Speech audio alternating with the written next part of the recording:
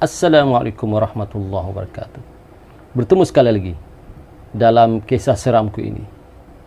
Alhamdulillah, kerana kesetiaan kepada channel ini, saya berucapkan terima kasih kepada semua penonton yang sudi mendengar cerita daripada kisah pengalaman seramku ini. InsyaAllah kita akan membuat yang terbaik untuk para penonton, di samping kita dapat pengalaman hidup dan kisah-kisah yang dapat memberi inspirasi kepada semua penonton. Saksikan seterusnya selepas ini.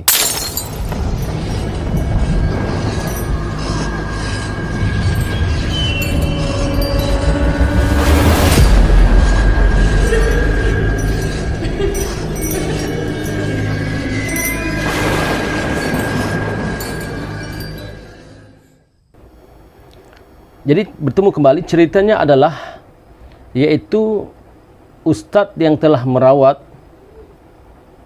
rakan saya, cikgu yang berasal daripada negeri Sarawak itu. Maka saya telah mengikuti beliau ini, ya, saya telah mengikuti beliau dan belajar sedikit sebanyaklah tentang pendinding diri daripada gangguan makhluk halus dan sebagainya. Maka dikisahkan pada satu malam, ya, pada satu malam, kisahnya adalah setelah cikgu daripada Sarawak ini pindah rumah, ya, pindah rumah, tidak mau lagi tinggal di rumah itu. Rupa-rupanya selepas itu, para penonton sekalian, ada lagi penyewa baru. Selang lebih kurang beberapa bulan ada penyewa baru, dan saya masih berhubung dengan ustaz itu sebab ingin belajar, ya, ingin belajar cara bagaimana untuk mendinding diri daripada gangguan makhluk halus dan sebagainya, ya, ingin belajar bagaimana untuk supaya kita ini terhindar daripada gangguan-gangguan makhluk halus, ya. Maka satu masa, ya, saya telah dihubungi oleh ustaz itu. Saya nak sebutkan ustaz itu namanya Ustaz Azman, ya. Saya dihubunginya untuk menemankannya pergi ke sebuah rumah.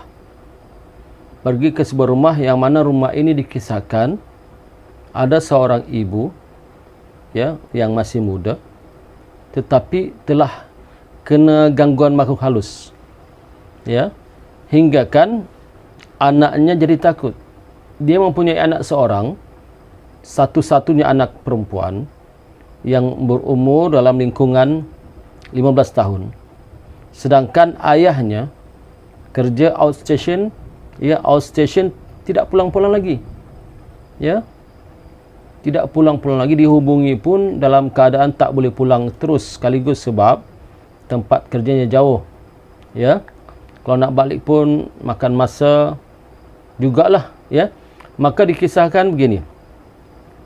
Saya pun dibawalah pada malam itu, iaitu malam itu adalah malam selepas sembahyang fardu isyak. Saya dan ustaz itu pergi ke rumah itu. Sebelum itu ustaz itu berpesan, sekiranya ada apa-apa berlaku, jangan masuk mendekati ustaz itu dan juga orang yang sakit itu. Duduk di ruang tamu saja di luar. Maka peringkat awal pun saya ikutlah, saya akurlah. Dalam pada itu hati saya berdebar-debar juga. Ini pengalaman pertama nih. Pengalaman pertama saya mengikuti orang, ya, yang kena gangguan dan diubat oleh seorang ustaz. Maka bila kami sampai ke rumah itu pada waktu malam dan setelah beri salam, maka anaknya pun buka pintu. Ya, anak ceritakan, "Ustaz, ibu saya dari beberapa lepas tidak kenal saya, bahkan bersimbang-simbang seorang diri, bercakap seorang diri, kemudian mengilai-ngilai. Bercakap seorang diri, mengilai-ngilai pula tu. Ya, mengilai ni kilai macam langsui ataupun puntianak lah." Ketika anaknya menceritakan pada ustaz itu, saya dengar, saya pun jadi seram sejuk.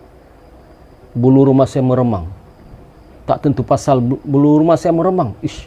Belum lagi saya jumpa dengan pesakit dan ustaz belum mengubat pesakit. Tapi di rumah itu auranya, energi negatifnya begitu kuat. Perasaan saya lah.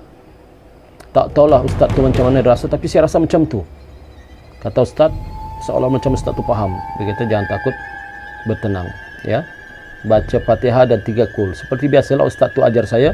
Itulah yang saya dapat ilmu, yaitu baca Fatihah 3 kul, hembus di tapak tangan, kemudian sapu ke seluruh badan. Saya pun buatlah. Saya duduk di ruang tamu. Tiba-tiba bila Ustaz tu dah dibawa oleh anaknya masuk ke dalam bilik, terdengar suara yang menakutkan, seram, mengilai-ngilai, ya, menyeramkan. Saya di ruang tamu seorang diri, ya, tak ada orang. Saya pandang ke kanan, seram. Pandang ke kiri, seram. Seolah-olah perasaan saya seperti ada di depan ataupun di kiri kanan. Saya duduk di cushion, di kursi, tenang, saya ikut apa yang cakap. Tiba-tiba dengar lagi suara mengilai. Seram, saya kata. Makin kuat suara itu, makin kuat. Kemudian Ustaz pun keluar sekejap dengan anaknya, anak ibu tu lah. Kata Ustaz tu, ada tak air putih, ya. Maka anaknya pun siapkan dalam 1 botol mineral air putih. Kemudian Ustaz tu bertanya lagi, sebelum ni ada tak pernah siapa-siapa yang datang merawat? Kata anaknya, ada Ustaz, banyak dah yang datang merawat ni. Tapi macam tu lah Ustaz, ya. Sembuh sekejap, datang lagi. Sembuh sekejap, datang lagi. Maka begitulah seterusnya, ya. Suara ngilaian, suara ketawa, suara yang menyeramkanlah daripada bilik itu, ya. Seram. Saya pun rasa macam nak pulang lah, tapi kerana saya ini tumpang dengan Ustaz tu, malam pula, saya kata tunggu sajalah. Tunggu. Maka akhir cerita, ya, selesailah Ustaz ni berawatan, ya. Selesai ni Ustaz berawatan, maka kata Ustaz, diam. Nanti dalam kenderaan baru saya cerita, ya. Saya kata, yalah. Okey. Maka selesai dah begini-gini, simbang-simbang dengan anaknya pun terima kasih Ustaz, terima kasih. Kata Ustaz, kami minta dia dulu, ya. Jangan lupa air tu pergi minum mak, ya. Kata anaknya, ya Ustaz, terima kasih. Nanti apa-apa hal, call Ustaz, ya. Kata anaknya, ya Ustaz. Maka ketika kami keluar rumah, masuk dalam kereta, perasaan macam seram-seram sejuk, bulu rumah meremang-remang tu dah hilang. Tapi dalam kenderaan, Ustaz tu cerita. Dia kata, ni, dia kata, belum selesai lagi ni. Mat, dia kata, Mat, tak selesai lagi ni, Mat. Kenapa? Ada lagi perkara ni. Selagi kita tak selesaikan ni, perkara ini tak akan hilang. Saya kata, apa Ustaz? Ni Mat, ni dalam plastik ini ada rambut tau. Rambut? Kata Ustaz, ya. Untuk apa rambut? Rambut ni bukan sembarang rambut tau. Rambut ni gabungan 3 rambut. Rambut saya, kata Ustaz tu, rambut Ustaz tu lah. Rambut pesakit itu dan rambut makhluk halus itu. Bila sebut begitu, saya pun, apa Ustaz? Rambut makhluk halus? Saya lagi seram dalam kenderaan. Jadi dia kata, sumpah ataupun gangguan ni akan hilang, ya, sekiranya rambut itu akan dibuang di sungai yang mengalir malam ini juga. Jika tidak dibuang rambut itu di sungai yang mengalir, maka makhluk itu akan datang lagi mengganggu si pesakit. Maka sebelum jalan Ustaz pun cerita. Saya kata, Ustaz, tolong ceritakan apa yang berlaku tadi dalam tu. Apa yang berlaku Ustaz? Rasa ingin tahu tu. Tapi dalam rasa ingin tahu, perasaan takut ada. Dahlah takut tapi nak tahu pula. Dia kata begini. Tadi ketika saya masuk, ini Ustaz tu ceritalah. Tadi ketika saya masuk, dalam tu saya terkejut. Wanita itu dalam keadaan duduk di atas katil, kakinya berjuntai-juntai, seakan-akan sedang mandi, ya. Dia bergaya, kata Ustaz tu, macam mandi, ambil air dalam gayung bekas, kemudian siram kepalanya begitu, ambil lagi sambil menyanyi. Sekali-sekali mengilai-ngilai, suaranya seram. Itu saya dengar di luar tu, sekali mengilai-ngilai menyanyi. Bila saya tanya, kamu siapa? Dia tak jawab. Bila Ustaz paksa, kamu siapa? Tak jawab. Hingga lama-lama dia menjawab. Setelah Ustaz bacakan ayat ruqyah, dia pun menjawab. Dia kata, saya ini adalah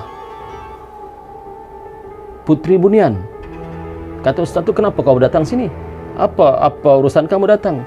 Dia kata, aku suka dengan wanita ini. Aku suka dengan wanita ini. Kata ustaz tu, kenapa suka? Sebab dia kata wanita ini pernah buat rawatan dengan seorang dukun wanita. Jadi aku suka dengan dia dan aku tertarik dengan dia hingga kan aku datang ke rumahnya. Lepas tu dia menilai lagi lah. Seram lah, kata ustaz tu. Jadi dia kata ustaz tu bacakan doa, raqyah apa semua pun tetap dia tak akan hilang daripada tubuh wanita itu ataupun lari daripada tubuh wanita itu. Hinggalah satu saat, satu masa, kata ustaz tu, gangguan makhluk halus yang ada dalam badan wanita itu berkata, dia kata, wahai manusia, dipanggilnya ustaz tu manusia lah, sekali-kali kamu tidak akan dapat membuka ikatan ini hingga kan kamu berjanji dan ikut kata saya, yaitu hendaklah kamu ambil rambut kamu dan rambut si orang ini dan rambut saya, ikat, kemudian kamu putuskan dia dengan kalimah la ilaha illallah. Kata ustaz tu cerita, dia pun terkejut lah. Puteri bunian tu ajar kalimah tauhid la ilaha illallah. Ini saja dia kata jalan supaya saya dapat keluar dari tubuh ini dan tidak mengganggu lagi, dan kemudian buanglah rambut yang disimpul ini ya ke dalam sungai. Kata ustaz tu berat jugalah, sebab rambut ustaz, rambut makhluk halus dan rambut si pesakit itu. Jadi sebab itu ketika ustaz tu keluar, ustaz tu bincang dengan anaknya. Katanya bagaimana? Kata anaknya, ustaz, beginilah ustaz, ikut saja katanya. Maka ustaz tu tanya, kenapa pula? Bukankah dia ni makhluk halus, kadang-kadang syaitan atau jin ni suka menipu? Ya, kata anaknya, ustaz begini, dulu ustaz pernah juga berlaku dengan ibunya ni, ya. Kemudian ibu yang gangguan tu suruh ibunya bersalam dengan seseorang. Bila bersalam dengan seseorang, maka gangguan tu hilang. Jadi anaknya merasakan sekiranya ustaz tu ikut kata-katanya, insya-Allah gangguan tu hilang. Ustaz ni ambil air, seperti mana saya cerita tadi, ambil air mineral, baca apa semua dari luar dan masuk. Maka akhirnya ustaz ni berfikir-fikir, dia pun setuju. Kata ustaz ni, apa jaminannya? Ya, apa jaminan andai kata kau menipu aku? Dia kata, wahai manusia, aku tidak akan menipumu. Bangsa kami tidak akan menipu. Ustaz tu tanya lagi, bangsa kamu sebenarnya apa? Dia kata, bangsa kami adalah bangsa bunian. Bangsa bunian? Kata ustaz, saya pun terkejut lah, bangsa bunian. Sebab saya dengar juga daripada guru-guru saya dulu, bunian ini seperti manusia. Ada yang muslim, ada yang tidak, ada yang bukan muslim, ada yang jahat, ada yang baik. Maka ustaz pun setuju.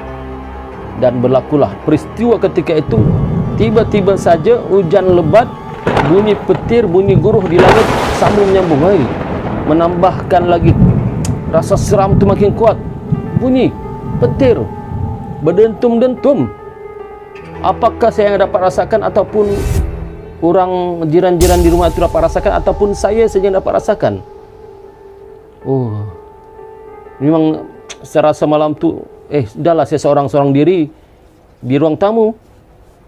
Pernah takut, perasaan takut tu datang, meremang, bulu roma saya meremang, tegak meremang.